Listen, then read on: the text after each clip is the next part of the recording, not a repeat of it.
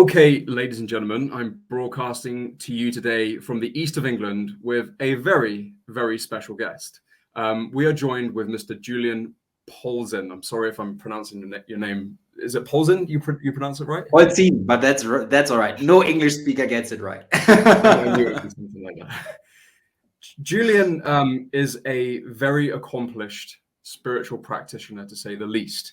I first saw Julian's stuff when my friend Jay Campbell said, "Hey, Rich, you got to check out this interview I've just done with Julian. It's amazing. He's like a real life ascended master alive now." And I was thinking, all right, you get a lot of that in the spiritual community where people are sort of like puffed up a lot and like, oh, this guy really gets it. But so I was like, all right, we'll watch it, and I did, and like within like 3 minutes of listening to you talk, man, like I was like, yeah, this guy's insights are incredible. I was really touched by the stuff you were saying. I was very motivated by it. You got me thinking about loads of stuff that, that whole pebble in the pond thing where you're thinking about something for months after. So I think we're going to have a really, really good conversation. And I think there's going to be very useful and exciting insights for all you dear audience members. So Julian, welcome. Well, welcome for having me, Richard. And right now, we know how important it is to have free speech platforms, because there are certain beings in our society that who don't want us to speak on spirituality, who don't want us to speak on divine matters for very good reasons. Because if we would actually do this in the broader spectrum of society, people would awaken, they would lose their fears, and they would not be able to be controlled by the system. So we are forming the new society right now. We are in the process of creating the alternative media that then later down the line will be the speech platform, what we could call New Earth blueprints.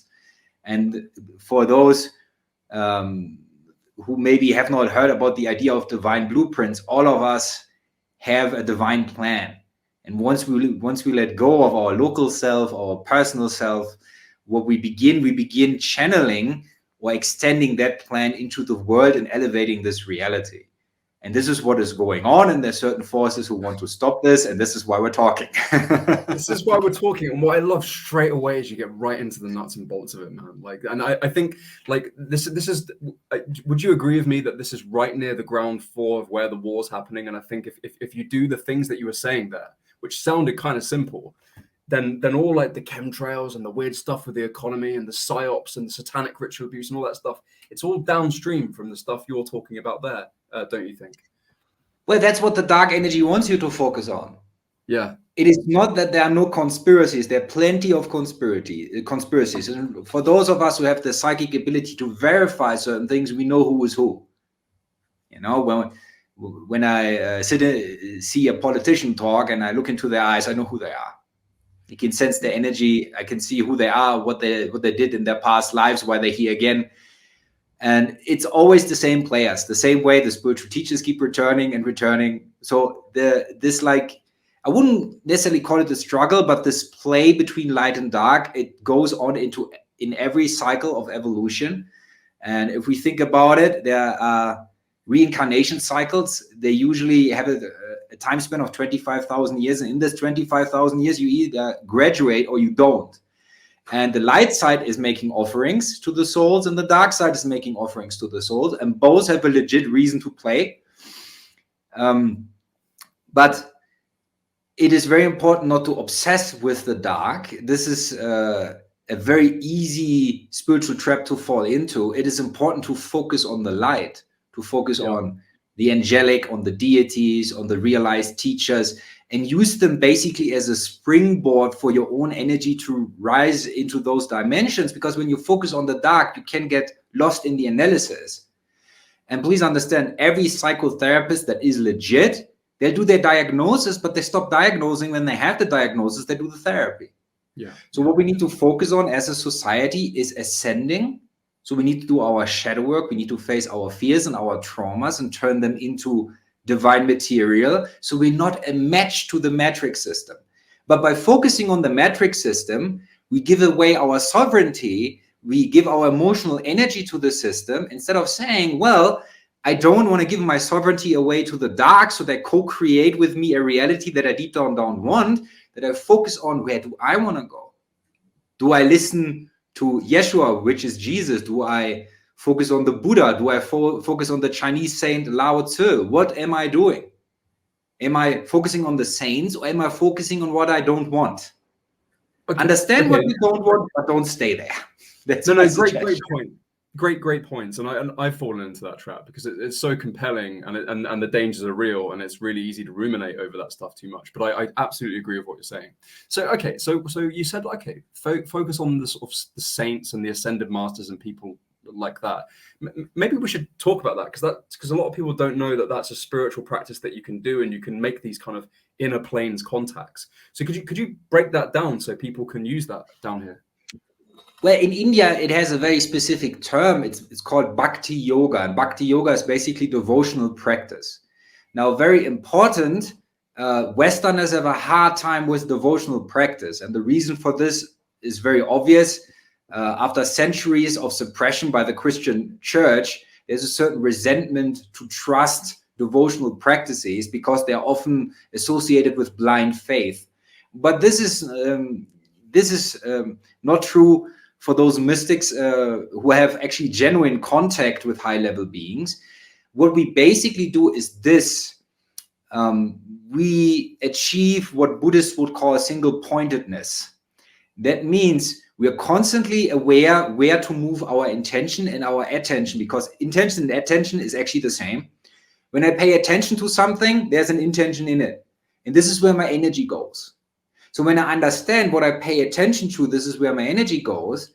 If I pay attention to divine scripture, if I pay attention to meditation, if I, for example, sit in meditation with open eyes and I focus on, as an idea, a Hindu deity, for example, I'm beginning an exercise that we call frequency tuning. So you're tuning your nervous system to be able to actually perceive information from that particular dimension that being represents. And this is not nonsense. In fact, I asked a very particular deity, in this case, it's the deity Ganesha. And I asked Ganesha, why do we place statues in temples? Because I could say from a Buddhist perspective, well, at some point I arrive at the void is it, this is ultimate reality. Why would I go back to a personal God or some sort of more defined form of the divine? But what Ganesha showed me is that, for example, paintings and statues of divine beings are being used as portals. And this is how a high-level being could reach out to a devotee or to a practitioner and actually energetically interact with them. Yeah. So it is not a nonsense practice. It has to do with a certain level of physics that modern teachers often do not understand or have forgotten about and think that this is a relic of a superstitious past, but it is not. Yeah, so I think our audience, like nearly everyone watching this show sincerely, understands that this is all too real. But I think what's lacking in the freedom movement, Julian, is people get that it's a spiritual war, but we don't get well, what are the nuts and bolts things that I can be doing? And sometimes you get low resolution stuff, which is correct. Like, oh yeah, pray, meditate, fast, all that stuff. But it's low resolution. And what I like about this is you're giving some people like actual higher resolution, more specific ingredients that you can do. Okay, you can open up a portal to a deity. It really works. And is it really just as simple as meditating on a picture of a deity, or do you have to do anything a bit more advanced? Well, there are other things, of course, that you can do. You can mantra. Yeah. And mantras are something like cosmic phone numbers. I give you an idea. Most mantras, for example, in the yogic tradition, they start with Om. Yeah. If I think about, for example, the deity Hanuman, it would go Om Ham Hanumate Namaha. Yeah. So it basically says Om, which is 0 point. This is source. And then it specifies aspect of source Hanuman. And then it says glory to thee. So for those who are, for example, into Jungian psychology, into depth psychology, at some point they realize the subconscious is not the subconscious, it is the higher mind. And within the higher mind, what we perceive as archetypes on an individual level, if we go deeper in meditation, if we peel the onion, so to speak, if we do an archaeology of mind, at some point we will reach levels where the archetypes become godlike. Yeah. Where we then are directly interacting with an interface of God that I give you an idea how this works. It might be a little bit complicated. I hope I'm not overwhelming people. No, go into details, man. I love that stuff. All right. So, for example, the deity Kali one time showed me, she appeared to me as Isis from Egypt. And another time she appeared to me as Athena from Greece. So basically what she is showing, depending on the cultural context and the psychology of the culture that God is interacting with, God takes on a different interface to create a relatability or a relationship with the mystics of that culture. So the same deity will have different appearances or different shapes in different cultures, but is the same being. Yeah, yeah. So there's kind of like a series of archetypes or aeonic beings way deep in the inner planes, but they all put different faces on at different times, which are appropriate to different cultures. Exactly. And this is an act of compassion, because every culture has its symbolism, and it's usually how the divine speaks is not necessarily, well, let's say the ascended masters, they speak telepathically a lot through thought as well, but deities usually completely use visuals, which can encode much more complex information. And how do I know? Well, when I speak to them, what happens after that, I have no questions. My mind is completely still. There's nothing left to ask with regards to a specific inquiry, because the response is so total, so complete. So then the idea of mantras is this, that vibration can travel through different dimensions. And certain mantras, for example, in the Sanskrit language or in ancient Egyptian and so on, these type of prayers, they were designed to vibrate in a certain way that the beings who are associated with that mantra would actually sense you praying. And this is why we, for example, burn incense, because incense is something that is between the ether and the physical, because smoke is not solid. So when you start chanting, the vibration of the chanting goes into the smoke and is being carried into the whole space where you're praying, for example, and it becomes a medium.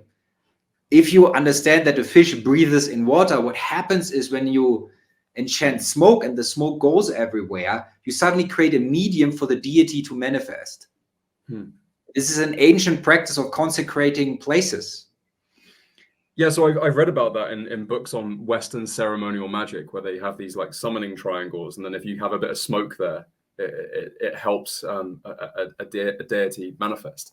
And I'm pretty sure that like one of the grades that you had to pass for your Golden Dawn membership to get beyond a certain level is you need to manifest something of a gaseous form or less. But I've not gone that far with that whole branch of things. What do you make of that? Well, there are legit mystical practices in the Western world. It is just because of the dominance of the church, they became secret societies. Yeah. And the difficulty with that is that a lot of those secret societies got corrupted in the end. The Freemasons originally were, for example, definitely a society of the light, but they got then corrupted over time and were taken over by other forces. Yeah, they were rooted. They were Gnostics, so it was rooted in the Templar tradition, which is shares with like people like the Manichaeans and like Mary Magdalene and all those people. But yeah, and actually, what I found was in an old Templar church like about 3 or 4 weeks ago in the south of France, and they've had this Templar graffiti all the way from the bottom to the top. It's called Monsonez if you want to look it up. It's amazing. But like you recognize a lot of these symbols because you see them in modern day lodges. But it strikes me, and I'm sure Julian already knows this, that like it had to be that way. Like for the age of Pisces, you come into these centralized authorities. To start with, in the light fish of the age of Pisces, everyone's chasing the Christ, and they're kind of perhaps good centralized authorities and power pyramids.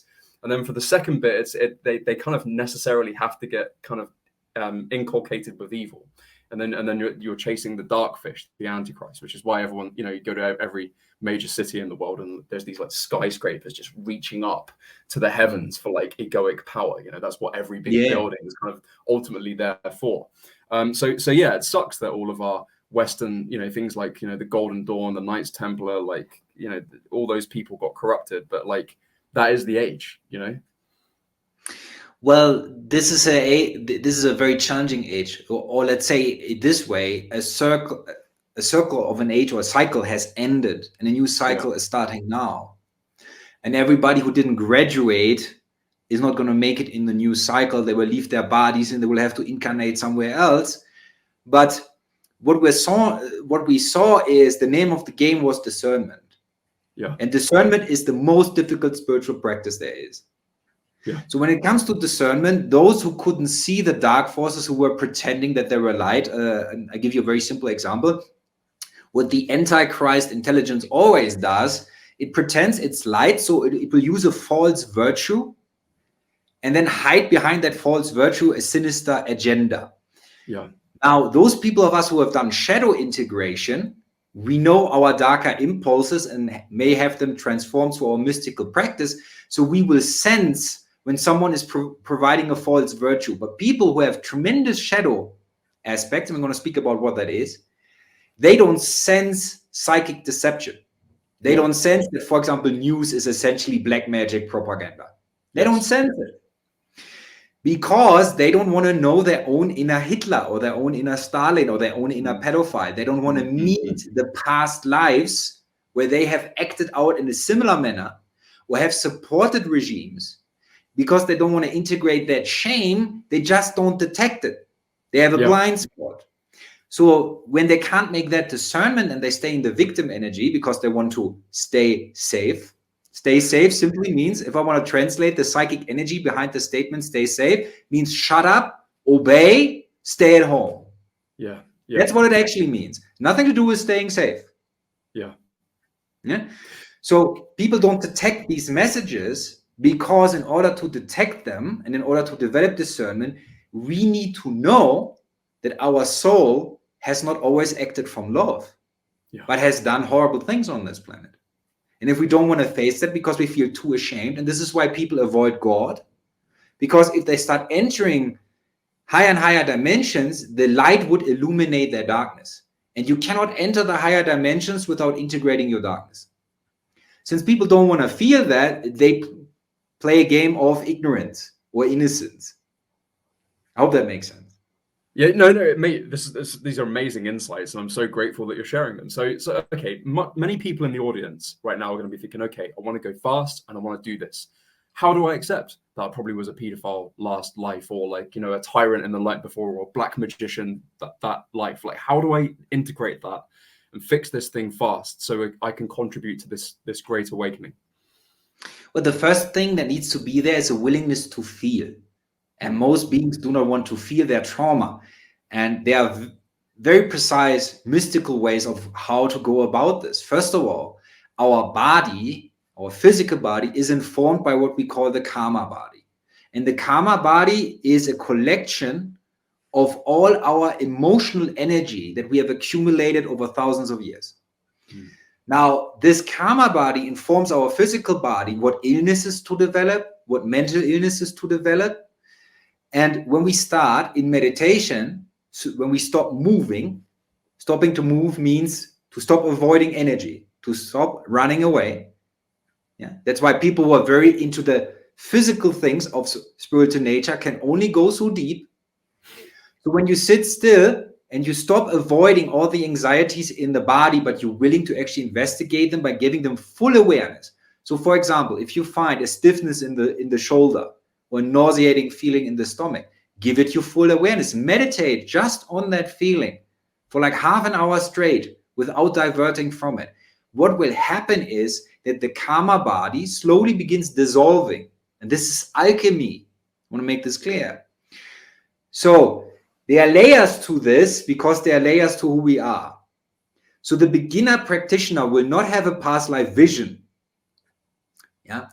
But what they will notice is, for example, they have a negative judgmental thought. And I want to be clear on that. Everything we judge, we already did. We just project it onto others. So when I judge, there's something in me that did the exact same thing that I don't want to touch. So now if I realize, oh, my brain is judging, and I notice the thought by watching my breath, I can watch my mind. Then I scan for the emotion in the body. So I use my nervous system in reverse. Instead of pointing it into the world, I begin pointing it inward. Now I scan my body and I try to find the emotion that is associated with the judging thought. Once I find the emotion, which usually is some sort of physical symptom, some sort of discomfort, I meditate on that, it begins dissolving. Mm. If I have done that practice for a while, then we open up the third eye. And then we do it again. And now we might get flashbacks, images, more emotional content. And when that is done and mastered to some degree, then we do Kundalini yoga. We trigger the Kundalini and then past lives become directly experienceable. But the main ingredient here is the willingness to feel. And every being that has biology wants to get away from pain. That's the animalistic instinct. Get away from pain, seek pleasure. And this is also the ego's trap or the ego container. So a mystic does the opposite. A mystic develops the willingness to feel. So in meditation, stops avoiding anything. Non-avoidance is true Buddhist practice, if that is understood. Mm-hmm. So when we are in a state of non-avoidance, things will be revealed. And now is the time of revelation. Everything that is hidden shall be revealed. And it's easier than ever to start these practices because the energies on the planet are increasing. So it happens faster. Yeah, well, the cool thing about this time, as I'm sure you'll agree, is we're all boiling with this amplification of energy. So it's like, look, man, you got to look at this sooner or later. May as well get it done sooner because, you know, if you don't, you're going to have so much work to do and it's all going to come at you at such a fast pace that, you know, you might not survive it. With my own work, and I'm not saying like I'm the greatest person like at this, but I am going through it. And it's the hardest, by far the hardest thing I've ever done in my life. And I'm like, man, if I was like a normie or something and I was like in denial about all this stuff and going at, you know, even half this pace or like 1% of this pace or none of this pace, like a lot of them are, like I can't even imagine having to deal with this like just tidal wave of stuff that's inevitably going to hit me, particularly as the shadow material like meets you in the physical world and like kind of the thing you're fearing. Like that. Yeah, do you want to expand on that? Well, this is, by the way, where a lot of people are confused, yeah, because let's say a certain new age ideology was developing that is a form of spiritual bypassing, let's say manifestation practice. Look, if we take care of our shadows, how can we manifest anything negative? We cannot. But instead, we're focusing on positive manifestation in hope we can bypass the shadow. Yeah, yeah, I completely agree. So I had a thought about this today. I'd like your input on it. So it seems to me that like the manifestation and everything does work, but it's so skin deep. Like you're going like, I guess, in the etheric body and then the astral body, moving stuff around there in this contrived little warped bit that's like, right, this is me with my Ferrari now or whatever it is you want to manifest. But there's this whole massive psycho spiritual reality of you that's got like other plans, you know. And it's like, well, that's unless that thing you're manifesting is really in line with like this greater lightning bolt from heaven, then it's going to be a bit weird, you know. And I wonder if you see that sort of like contrivance and sort of like malformity like involved with people that tend to practice that type of thing, Julian. Yeah, because they call it light and love, but it's actually black magic. Because it's selfish. It's not in line with the rest, is it? Yeah. So that's the thing. When we truly get in touch with our higher mind knows divine law. So nothing that comes from the higher mind can be a distortion or a perversion of divine law. Yeah. But when we use our energy, let's say our personality, our ego as a place of identity, yeah, when we believe to be that, we want to dominate the spiritual forces and control the spiritual forces to make the life for our ego easier. And these are exactly the people who cannot be initiated by the divine because they're motivated by fear. So imagine someone is afraid of being poor and now they try to manifest being rich, but they're not dealing with the trauma probably of past lives that they had when they were poor. So it's important to understand that our shadows, the stuff that we don't want to know about ourselves, and this is what you pointed out and you're correct about that, it manifests either way. Yeah. And if it manifests as a physical experience, it's going to be 10 times more traumatic than if I'm willing to sit in meditation and at some point re-experience my past lives and my past life traumas as an energetic experience. Yeah. Then we can actually dissolve the energies through compassionate understanding, through developing wisdom, letting go of our fearful egotism. And then we can be initiated. Now, from that moment on, we start aligning with the higher mind if we do proper practice. And then God will act through our higher mind, and the manifestation will be in harmony with the totality. Yes. But it's important to let go of the fear first, because when we are in a fear state, the biggest fear that the ego has is the fear of death, and it permeates all its behavior. But the death is actually enlightenment. Yeah. When you go through a spiritual death, you know. So the thing that we're trying to save is the thing that we need to get rid of. This fearful little I, this local mind that tries to bend divine forces to its will so it can live in comfort and doesn't have to face its own darkness. This is the pretender. This is the container that keeps us incarnating. So instead of trying to satisfy its desires, we need to drop it. Okay, let's clarify this then, because this is a point of contention, I think, in the spiritual discussion. So a lot of people say like that you want to get rid of your ego, but then if you ask them what the ego is, they kind of talk about it as if it's your persona, like, oh yeah, your addiction to money, your wealth, your superior position, and fear of the inferior position, all that kind of stuff. To me, that's persona. But like your ego is like, as I understand, like the way someone like Jung would talk about it, is like it's the thing which makes things conscious. It's like the eye of Sauron. It's the consciousness making faculty. So as I reflect on this light here, I make the light conscious, and I can kind of manipulate it then with the intellect, with the sensory function, with the feeling function, and intuition. And a strong ego can do all those four things well in balance, right? So when people say you want to get rid of the ego, I'm like, well, I don't want to do that. Like, it's really good. Like, I don't want to get rid of my lungs, and I don't want to get rid of my heart. Like, but I do want them in their right place, doing their right job in line with all the other organs and everything else. So to me, then I thought, well, maybe like the way to do it is like have a well-developed ego, but then like aim it up towards Christ consciousness or Krishna consciousness, if I have the terminology right, like the higher self, It's the same. It's the same. It's the same thing. Yes. So that to me, that isn't getting rid of the ego. That's lining it up in a nice chain of reaction from the manifested world all the way to the source of the universe. Like that's what I'm going with. But I think you're further on with this than me, so I'd love to have your input. You're not wrong, but you're not right either. So okay, what do you reckon? Okay, I make an attempt. There are different types of practices, and there are energetic practices and there are deconstruction practices. A deconstruction practice would be, for example, a Buddhist practice. And in this practice, we try to let go of everything that we're ultimately not. So we find what's left when everything that is energy, when everything that is relative is no point of identification anymore. Ego happens when you identify with any type of energetic experience.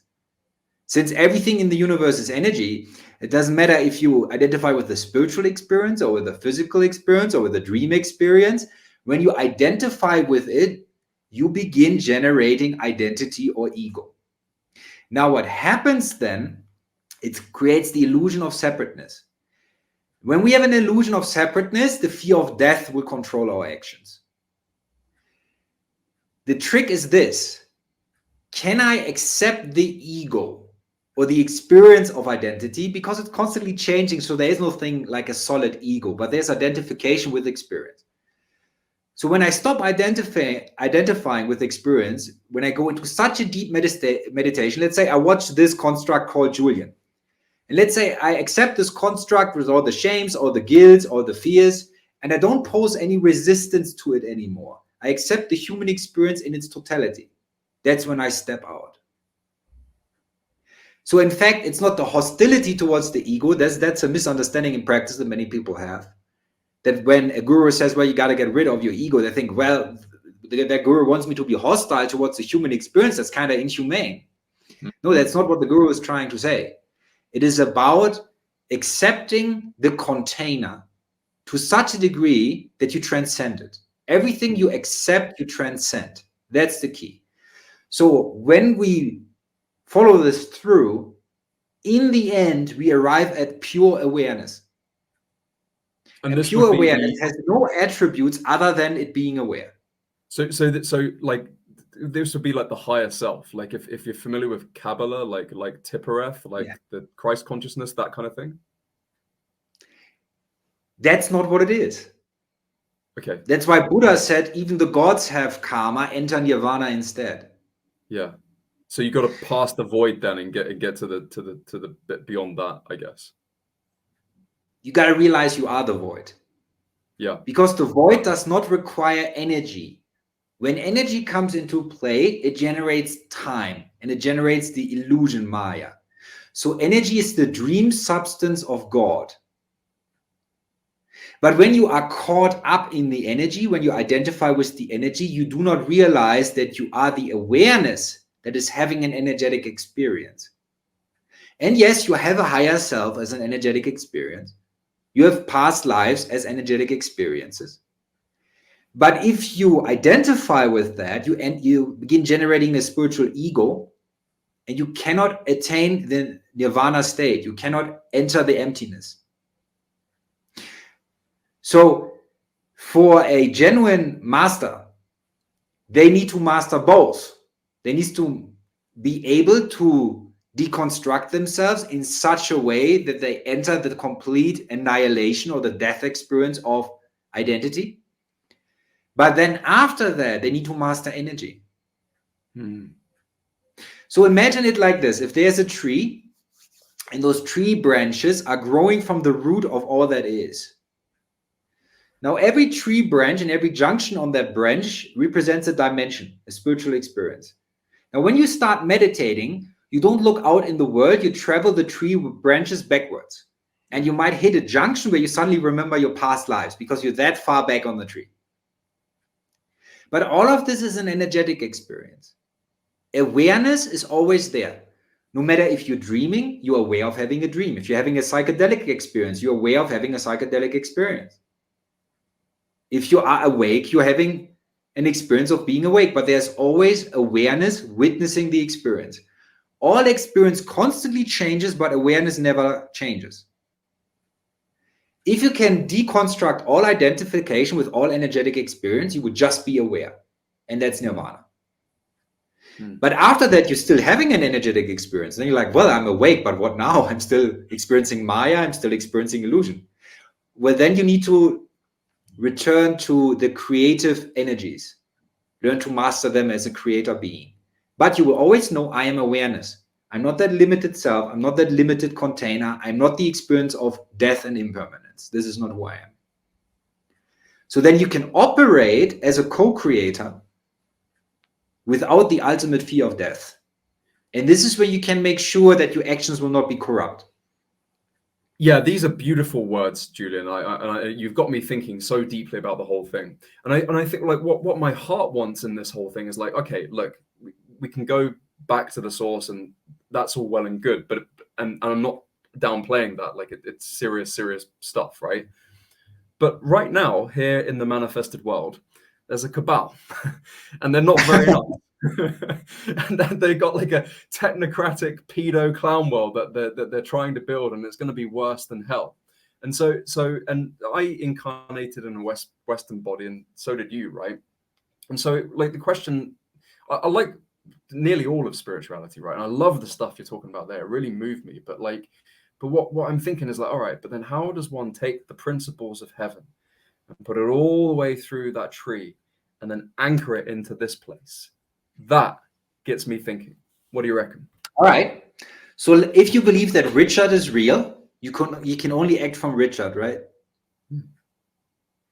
But what about you go beyond Richard and imagine there's a hand reaching down. Imagine Richard just being a glove. Just a glove. No identity. And imagine a hand reaching down from heaven energetically straight into Richard, and Richard becomes an extension of that hand. So the key is this. We let go of our own ambition, of our own separate ideas. So we become still. And when we're perfectly still, we begin developing a divine sense. We can basically be remotely guided from the totality to the locality. Something is reaching down into us. That's the Christ state. So when your humanness then becomes an extension of God, you become a portal to divine material. Just the very fact that you're radiating it, and I give you an example of it. The logo of our organization in Peru is a yogi who's meditating in full lotus and he's merging with a lighthouse. What does that mean? Well, where the light comes from the lighthouse is where his pineal gland is. Because he has brought his lower energies into the higher realms and has withdrawn his energies from the lower astral realm. Now he begins radiating divine material and he brings the ships into the harbor. It means he attracts the souls to return to God. So what we need to become is radiant. The more radiant we are, the more divine material we radiate, the more people feel attracted and they enter the stream of a return movement to God. When that happens and they're having spiritual experience, they will lose the fear of death. And guess what? When someone has no fear of death, you cannot control them with some COVID lie bullshit. Yeah. If you know that you are an immortal, eternal being, would you fear a virus that you survive with the chance of 99.5%? No, you wouldn't at all. Right. So we see that the answer to this tyrannical system, to the cabal, is to awaken beings to their divine sovereignty. Because once they notice that this human is just an interface, it's just a suit that they're wearing so they have access to the human experience, once they realize it has no real identity and they will survive this suit, how can they be enslaved? How can they be controlled? Because they would find out that all these fears around the fear of death are actually illusionary. Yeah, mate, great points. And I'm with you. And you express, I'm getting a real buzz as you're talking about it. It's so beautiful the way you express it, right? So the question I have is like, have you noticed, I'm sure you've noticed that like, as you rise up like this, first of all, you get a spider sense for the other side. I heard Alex Jones explaining it this way. He says it's a bit like Lord of the Rings, you know, when the goblins are around or the orcs are around, like blue, like, you know, I'm only some way up this thing, but I definitely have that a million times over. Like when the other side's around, like that blade turns blue, I can feel it in my bones, and they can feel me too. And like one of the challenges I've got in my practice at the moment is when the light shines brightly, they come from far away and really are agitated and really have a beef with you. So and they get stronger and stronger, like the better you get. Mm-hmm. So I wondered if you have any insight on that to expand that idea, and if you have any solutions to that series of problems. Oh yeah, of course that's the realm of white magic or higher energy physics. And the difficulty for any initiate is once you start waking up to these realities is, well, for some of us, it's very straightforward. For example, I see demonic entities. It's very easy for me. Yeah. And I'm dealing with them a lot because they don't like me being on this planet. Yeah, they feel very offended by my presence. So when you're getting their attention, you're doing something right. Yeah? So in that case, there needs to be a development of the understanding of how to use energy in a proper way to shield yourself from such incursions, but also to transmute beings like that or to expel them from your living space. But if you're doing good work, you will be under a constant siege. Yes. Yeah, they'll look for any opening, any blind spot that you have, and they will try to trigger you to get you into your ego. They do, and actually one of the great things about that is you know they're there for you to challenge you on your weaknesses, because if you can't find them, they definitely will freaking find them. There's no doubt about it. So you've answered your own question.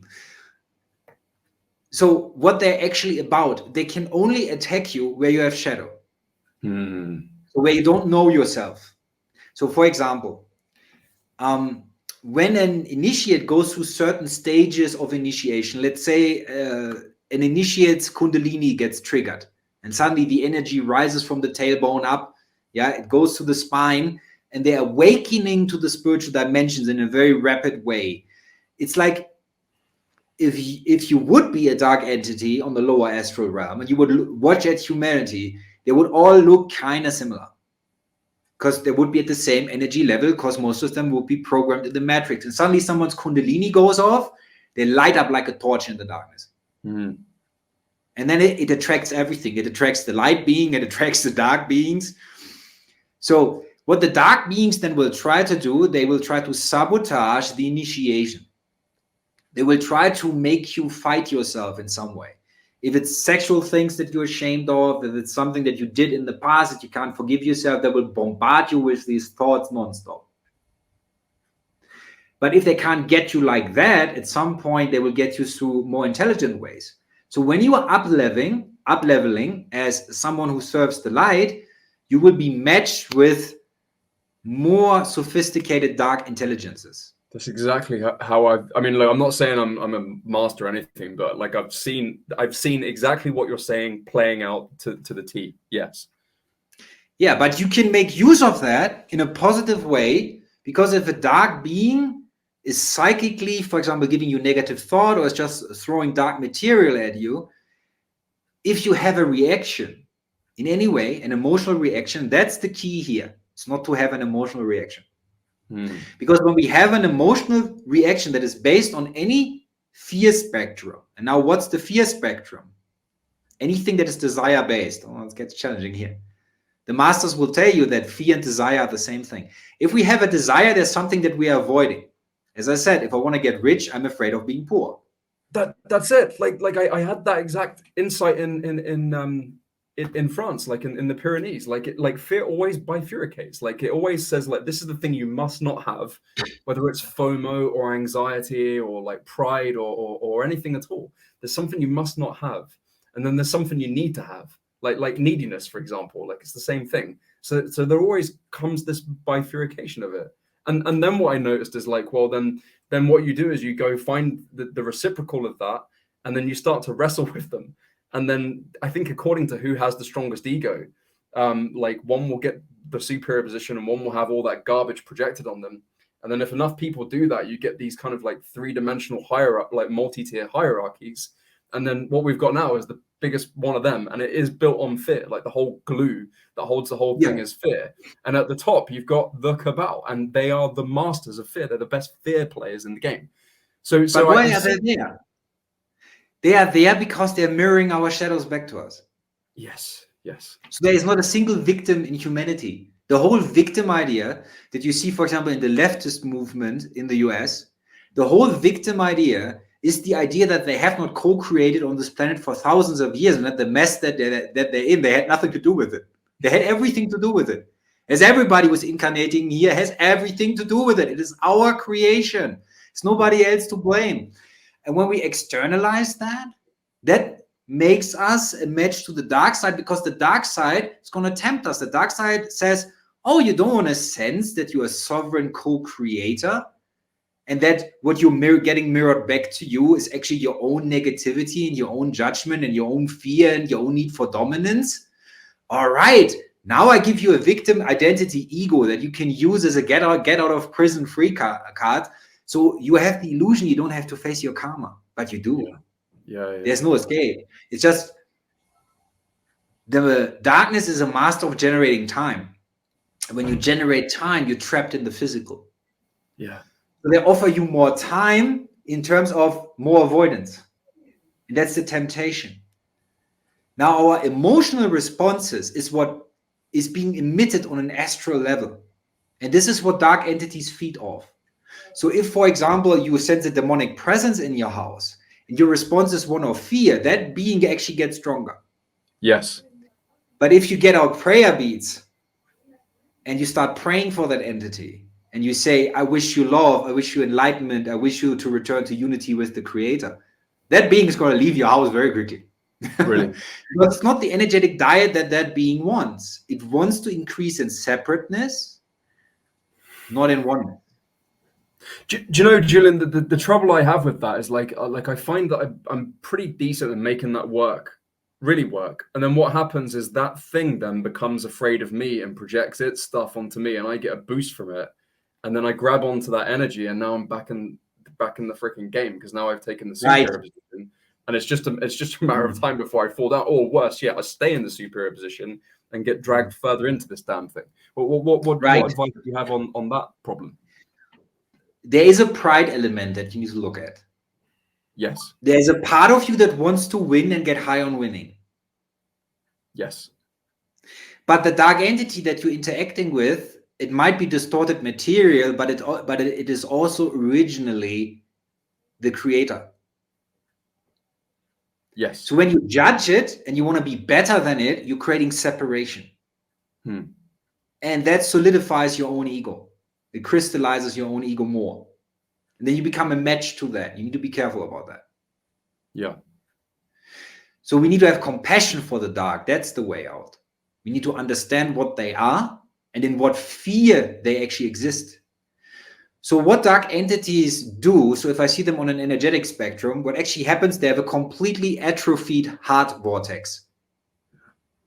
Yeah? And our heart vortex, our direct connection to God, because there's ultimately only one heart. Mystically, we call it the core of cores, or the heart of hearts.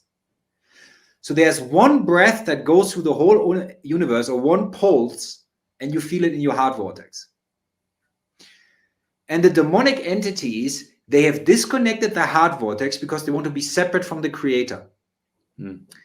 But now they don't receive energy from the creator, so they cannot sustain their life. They basically become energy vampires. Yes. So they live in constant dread for power, for control. And how do they try to get energy? You see this, what the Cabal does, what the Dark Elite does through like child sacrifice and all these things. They're trying to get the psychic energy, so they get indirectly energy from the source by trying to traumatize source beings that will then emit energy that they can feed off. So our job is very, very simple. Our job is to develop our heart vortex and become so radiant that, first of all, we are past the spectrum of interaction that they use. If you transmute all your desire, if you, for example, practice what we do here, we practice Tibetan Tantra, and we move all our sexual energy into the higher energy centers, it completely transmutes the sex drive. No need for masturbation, no need for pornography, nothing. So suddenly that energy is not released on the astral plane, that desire energy. Suddenly you're not a match to, for example, a demonic entity that would be based on that particular desire. So we are withdrawing the energy from that place, but we're breathing into a certain form of Kriya Yoga, more and more divine material, angelic material. Now our frequency becomes so high that the dark has a hard time psychically interacting with us at all. Because our light is not being filtered through some shadow bits. So the key is then when we become radiant, we can transmute dark entities. And the way it happens when, for example, angelic beings interact with demonic beings, what they usually do, they will send a light beam into their heart vortex, which then reactivates into the heart vortex of the demon. Yeah. Okay. Yeah. By re-energizing them, their material is returned to the creator. And they would be very afraid of that, so they don't. Yeah. Sorry to interrupt. Yeah, they're very afraid of that, so they would just run when they see like a celestial being, I guess. Well, that's what you gotta be careful. Is that a desire that you're having? Yeah, I'm getting hassled by these people, and like I don't want to like keep getting done in by these clowns. Like, so there's a right way to do this, and I don't quite have it yet. Like, I've got a large collection of the solutions to it, but it's not quite right, you know, and I'm missing something, you know. Richard, are they clowns, or are they a representation maybe of a past of yours? Both. Okay. Yeah. So you're judging yourself as a clown. Yeah, that sort Drop of behavior that is very judgment. nice. You're not a match to them. Okay, but like I am making the bold declaration that sort of vampiric nastiness is just that. It's not very nice, and it leads to sort of satanic clown worlds. I'm trying to do everything I can, Julian, to sort of make a decent place of liberty and, you know, love and freedom down here. And it seems that, you know, people that want to do that kind of thing, there's a way that has to be integrated, you know. So yes, I do think that they're clowns, and I don't think it's very nice, and I want to know how to put that together in a better way. Yeah, and that's a challenge here. I mean, I'm sensing certain things, and they are not for public conversation. They're maybe for private conversation. Yeah, But we'll talk off camera if you would be comfortable doing that. well, the difficulty is this: if you judge them, they represent a shadow piece in you that you have not integrated and have not brought to compassion and love. Okay. Because they're doing something that you deep down remember doing in another timeline. Okay. And if you cannot forgive that part of yours, you will keep being matched to that type of dark energies. Because the way out, in Buddhist terms, we speak about acceptance, but in Christian terms, would be forgiveness practice. If you cannot forgive the dark, you're being matched to it. And if you cannot forgive the dark, it is because something in you that was dark or is still dark to some degree is being covered up by your own ego. You don't want to experience it. And then you magnetize that darkness, and beings who are representing that darkness, they're coming into your life. You're being mirrored. Yeah. So every time we judge, we need to understand we are projecting. Yes. So even demons in nature have their purpose.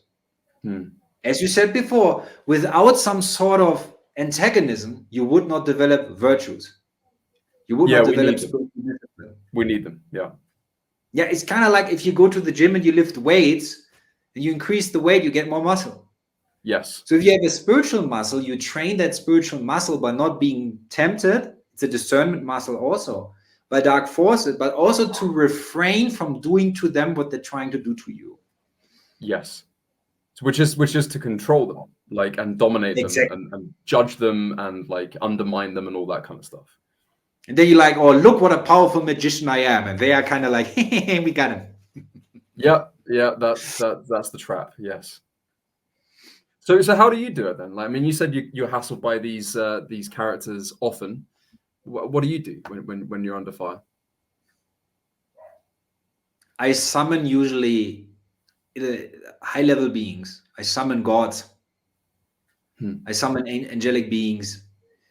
In most cases, that's something that comes later in the practice of a mystic.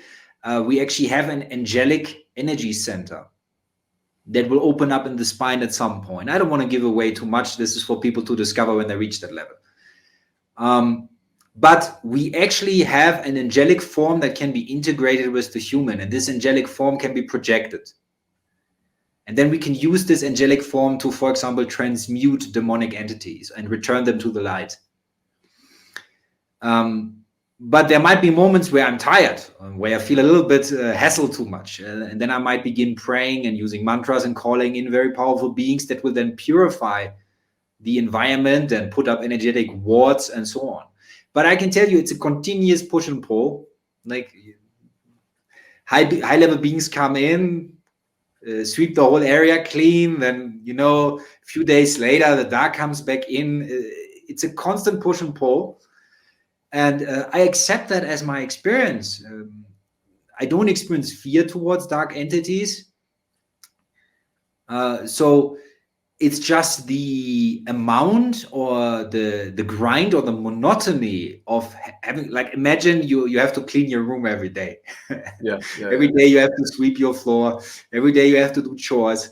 And this is another way of how to actually, they try to wear us down just by sending, it's kind of like spam mail, yeah? You open up your email account in the morning and you get your penis enlargement, you get your Viagra pills. Yeah, and you're getting bombarded with the spam. And the trick is really to become so still in your meditation that nothing sticks. But if you have an emotional reaction, like an anger response, a frustration, it begins sticking. The dark material begins sticking. Yes. And then you're weighing yourself down in terms of dimension. So instead, our answer needs to be prayer. Our answer needs to be summoning high-level beings. So we constantly focus on our pathway to God and not on our pathway down. And that's the discipline of a monk. Yes, and I'm happy to do that. But like I say, I'm also I'm mostly interested in like taking the energies of heaven to earth. You know, like it's all very well to go train hard and sit in a monastery and everything, and I could certainly do that if I wanted to. But you know, like I don't know, like the answer I always come up with them is like, look, man, get in the trenches, like get out here and like do it on the front lines. That's how I feel when you say like be like a monk. I would offer you something else as an idea. Okay. Obviously you don't have to agree with me. I'm open, man. But I remember when the whole lockdown stuff started, something in me got very angry because I could sense literally, like realize I was living in Germany at the time. I could literally feel the energy of the Third Reich re-emerging. I could feel that energy in the propaganda and everything. Suddenly there was segregation. I wasn't vaccinated. I wasn't even allowed to ride a bus. So it was basically apartheid. I was the new Jew, so to speak. Yeah. And I could feel what's happening. I could feel the propaganda. I could feel the dark energy being emitted from the TV screens and so on. And I was like, well, it's time for a revolution. Like, let me get political. And I had to sit down like on a park bench. My own teachers made me sit down, and they appeared holographically in front of me. They started talking to me for 3 hours to talk me out of it. Yeah, but I found it very hard to let go of that at that time. But they said, Julian, if you want to be part of the revolution, you better be a teacher. Better be a teacher. You're much more effective as a teacher as if you go to the front lines. So as an idea, imagine someone is a great heart surgeon. Why should they work as a nurse? Yeah. Because they're more effective as a heart surgeon in terms of service.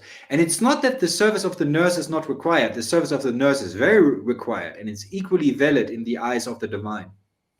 All service is ultimately equal in value. Small services, great services, all acts of love, all acts of compassion are equally valued by the divine. There's no, how can I say, there's no hierarchy of this.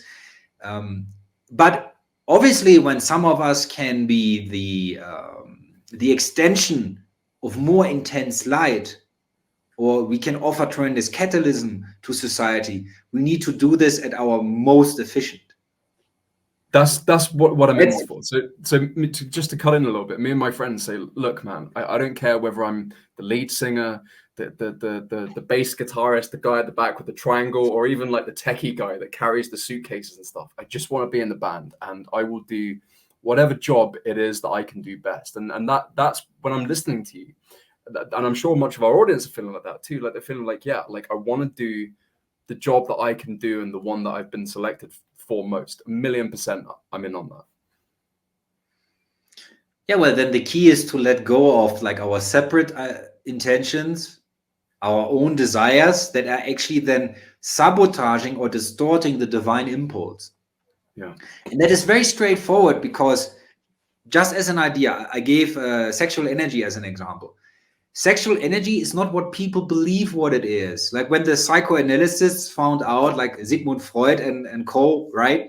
When they found out around the turn of at the beginning of the 20th century, that all these people are hysterical because Christianity has suppressed their sex drive, so they start developing neurotic symptoms because the sexual energy is coming out as a shadow force, and now they need to express it in some sort of desire. Yeah. They didn't really understand what sexual energy is. Sexual energy is designed for fusion. It's not originally designed just for pleasure. So sexual energy rises up. And if we don't know how to make it rise up in our system, we intercept it, for example, in the belly area through orgasm. That's what happens. But the energy actually wants to rise up and reach our higher energy centers, and then creates fusion with the divine in a beautiful way. When you have a loving woman and you want to make a child, the fusion of the genders is a powerful creative force that then creates the child. So it marries the female and the male energy and creates a wholeness, but that is temporarily. But most people, They're divine energy that wants to rise towards God, which is not only sexual energy, but the other forces as well. But our forces want to rise towards God. And the job of the demonic is to make us spend it horizontally and not vertically. So what they are doing, they want to get us into addictions, into sex in intense ways. They want us to generate more time by releasing our spiritual force into the time construct. Instead of moving it through dimension towards God, through Kriya Yoga, through Kundalini Yoga, through Tantra, and so forth. So our job is to understand that our forces want to go up. But if we have a separate agenda because we feel for some reason incomplete, we do not love ourselves, we need to win and we need to succeed, and we suddenly setting these weird intentions that are all ego-based. I got to succeed in this. I got to beat down the dark so I feel as if I'm a being of the light. Teasing you a little bit. I hope you don't mind. Okay, thank you. So it is that diversion of energy that makes the dark side win. Yeah, I get it. We actually need to drop our separate desires and create a focused beam up. So there's then only one desire left, and this is to merge with God, which is fusion, which is yearning, devotion. And for most Westerners, that's very hard to develop because they have too much pride in their intellect. They want to study themselves into enlightenment instead of doing practical yoga. But this is what it is. Well, that's the middle pillar, and that's one excellent, brilliant way to merge with the mind of God. But there are many other ways up the mountain, which wouldn't necessarily be that. What do you think of that idea? I think it's a very problematic idea because it gives us the excuse for spiritual bypassing. I have met plenty of mystics who have told me that they have their individual way up. But the information that I receive is that they're spiritually bypassing because the law is the law and the law can't be cheated. So often we say we have an individual way up. Yeah, and I get it. When you have that mountain, you might climb on a different side than somebody else. So your experience of the mountain is a little bit varied because you experience maybe different terrain or you take different angles up the mountain. And this is the way you fell down. Yeah, you fell down the mountain and now you have a karmic way up. And you experience this karmic way as an individual way, but you're still climbing up the mountain. You're still dealing with gravity. You want to reach the peak. And the mountain can't be cheated. And what I experience with many people, they say they have an individual way, but please understand, the more you practice spiritually, the more evolved you get, the more clever the ego is at creating niches where to hide. And it will find spiritual containers and spiritual reasons. And it will say, well, it's just my self-expression, it's my freedom, but then it's actually on some level of denial of some element of pride or some element of judgment that it wants to keep around. And then it says, well, I have my individual way up, but I know the law to be the law. And even though when you're being initiated to certain things, let's say you're being initiated to past life experience, you will experience different past lives than others. But the physics are the same and they can't be cheated. Yeah.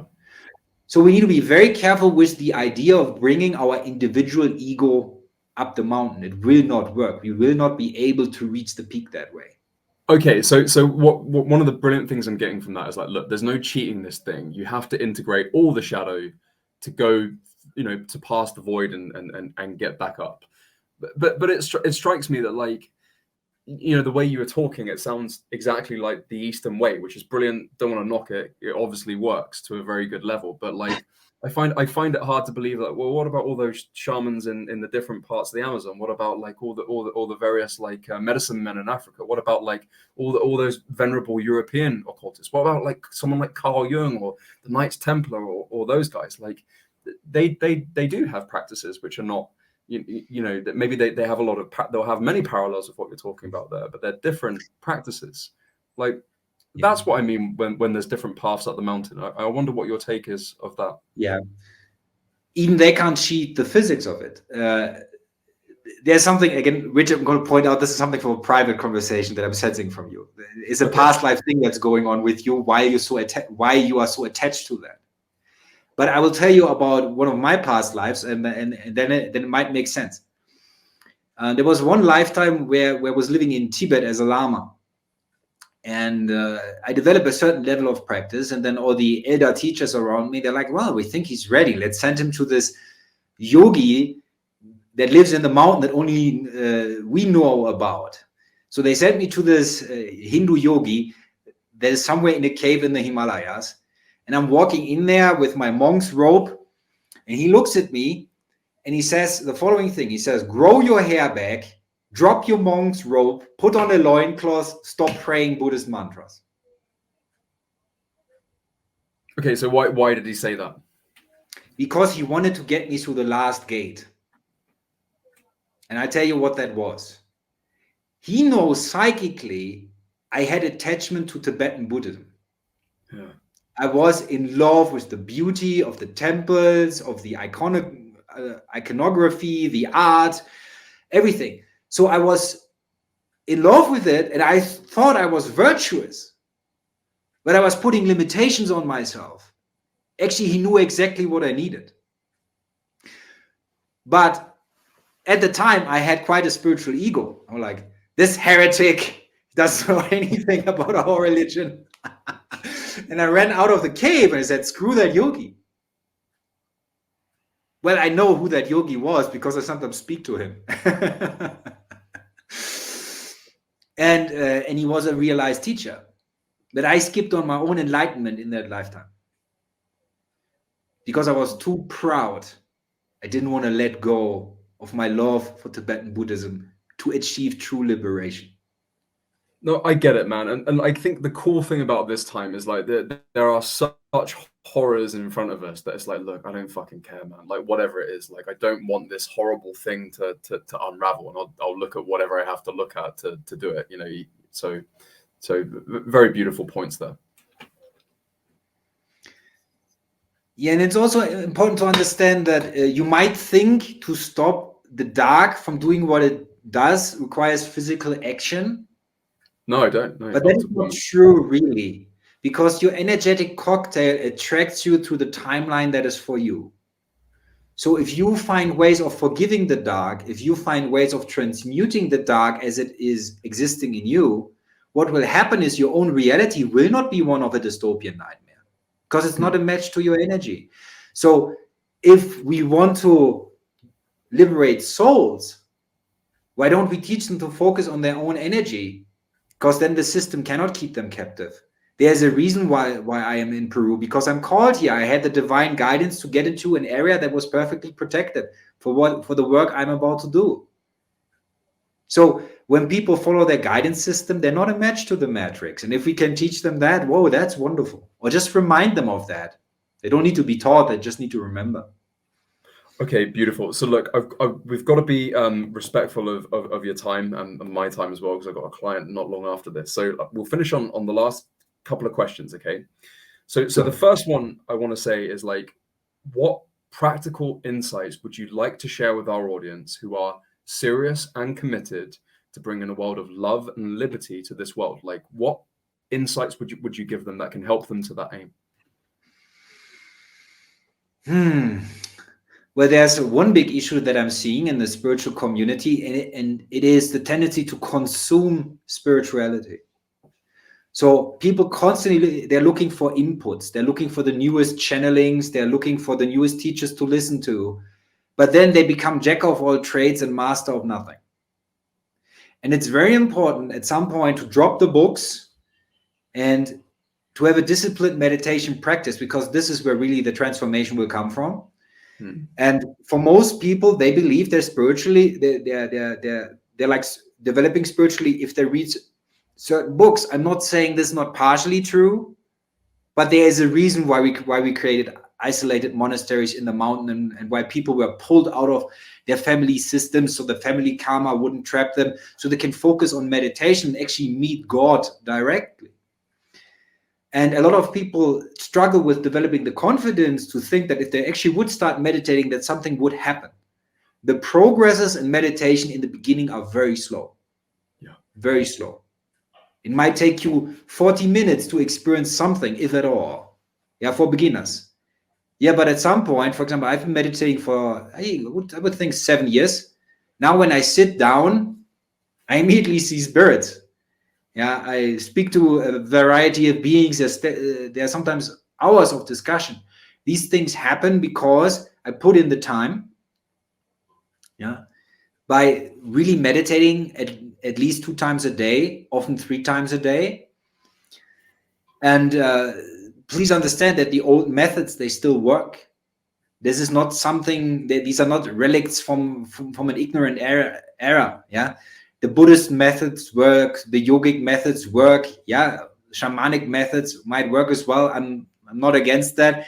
I just know that through meditation and certain forms of yoga, we can develop all of that naturally. And to develop this discipline is important, and it sometimes just starts with learning to sit on a park bench for half an hour every day. And a lot of people don't do that. They feel their own inner anxiety, they want to avoid it, and then they basically con themselves in the idea that they're doing something spiritually where they don't want to feel their anxiety, but they're listening to another channeling, read another book, go to another seminar, go to another retreat, but never get to it. So dropping avoidance is key in order to go into the direction of true spiritual development.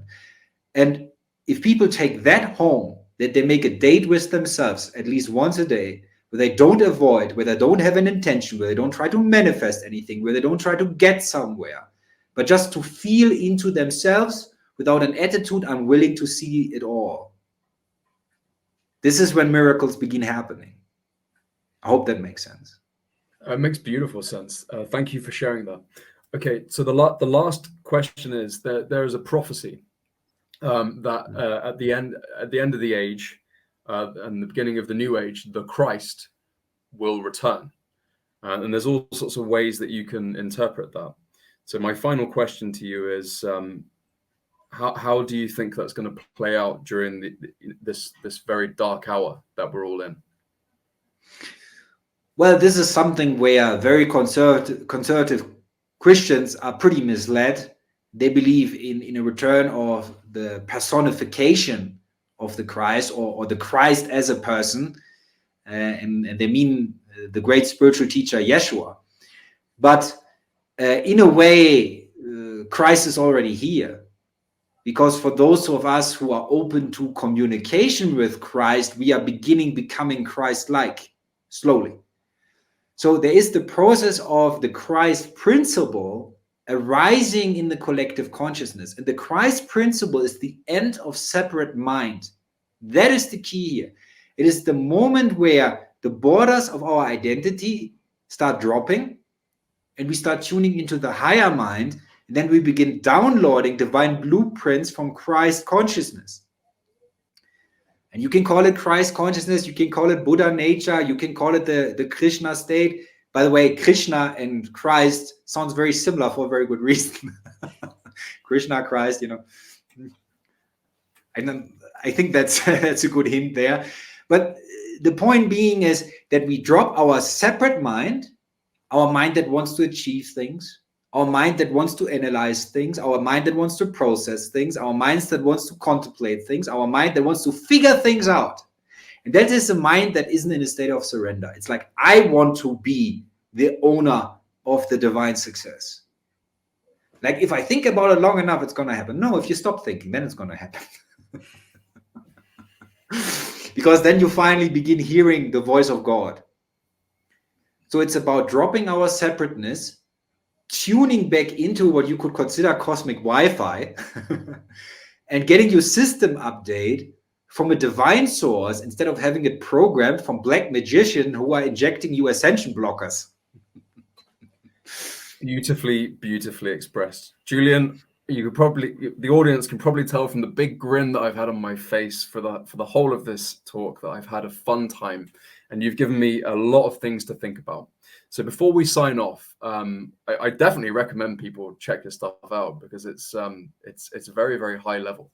So where would you like to send people who would like to know more about your work? Well, I have 2 websites. One is basically under my name. It's www.julian-polzin.de. But Now we have a team website. It's the lighthouse.pe. And that's the beautiful news for everybody who wants to get in touch with genuine Tibetan and Zen Buddhist and yogic practices, and some Egyptian and Atlantean stuff. We are about to construct a monastery in Peru. We already bought the property.